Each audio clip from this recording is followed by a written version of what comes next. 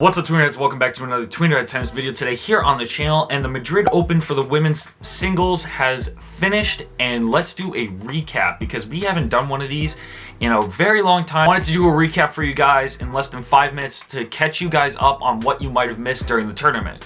The first thing we have to point out is Aryna Sabalenka won her 10th career WTA title against Ash Barty, #1 player in the world. It was one of the most flawless tournaments Sabalenka has had. She didn't drop a set the entire tournament, and she didn't even get a set to go 5-all. The only time she dropped a set was in the final to Barty, and that didn't even go 5-all. She won the first 6-love, lost the second 3-6, then won the third, and it was done within a matter of time. It was the perfect combination too to see that rivalry between Barty and Sabalenka. Barty, a very crafty player that doesn't use her power, versus Sabalenka, who is literally all power. Sabalenka got her revenge on Barty, who won in Stuttgart, and Sabalenka is now tied at 4-all against Ash Barty in their head-to-head. So that's going to be a rivalry that we are very excited to see more of this year.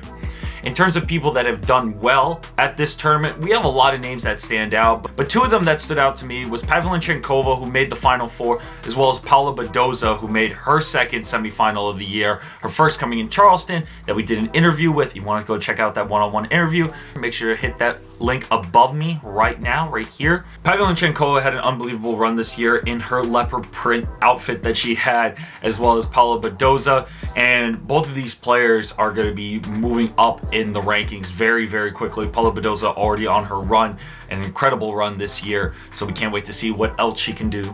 So make sure you go check out our interview with the Spaniard, as well as Karolina Muchova, who beat not only Osaka and Sakkari, made it to the quarterfinals of the Madrid Open. One of her best performances on clay. She has done well on grass, she has done well on hard court. Now it's her turn to do well on clay, so it was great to see her play someone like Osaka really well as Sakkari, who's been on a bit of a run right now and was the 16th seed at this year's tournament. I would also like to point out Alina Vesnina is back on tour after 2 years after being out for maternity leave.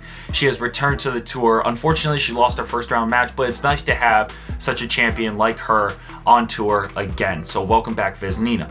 Two matches that really stood out to me this week was Swiatek versus Barty. Barty beat her in straight sets, but it was a really fun match to watch, especially their banter that they had on Twitter afterwards. That was really fun to see them still be in good spirits after Swiatek lost.